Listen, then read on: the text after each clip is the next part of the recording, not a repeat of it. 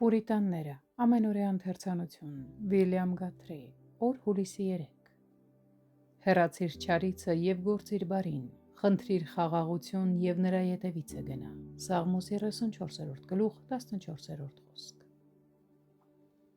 Չնայած մարդու Քրիստոսի հանդեպ հետաքրքրության հարցը չափազանց կարևոր է և նրա ճանաչման ճանապարհը այդքան հստակորեն ներկայացված է Սուրբ Գրքում, շատ քչերն են հասնում դրա մասին հստակ գիտելիքների,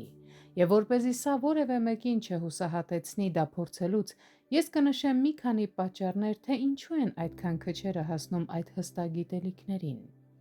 Առաջին բանը, որը շատերին խանգարում է իմանալ իրենց կապը Քրիստոսի հետ, որոշակի հատուկ կրոնական սկզբունքների անտեղյակությունն է։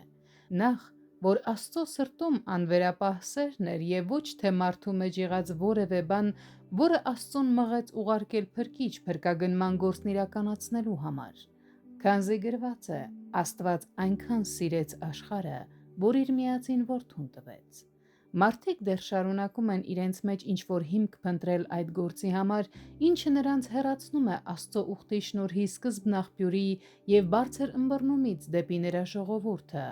մի շնորհ, որն իր մեջ ոչ պատճառ, ոչ հիմք, ոչ էլ շարժառիթ չունի մեր մեջ, և այդ պատճառով նրանք չեն կարողանում հասնել իրենց մասնակցության ճանաչմանը։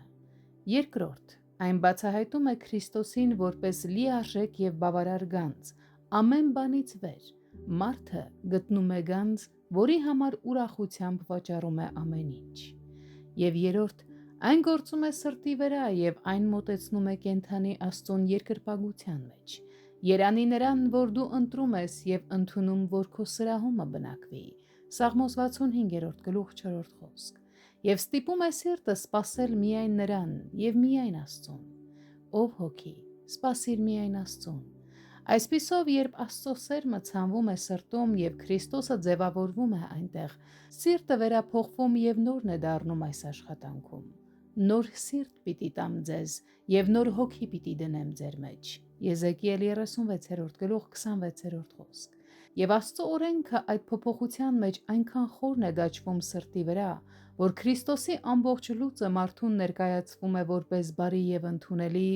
առանց որևէ բացառության։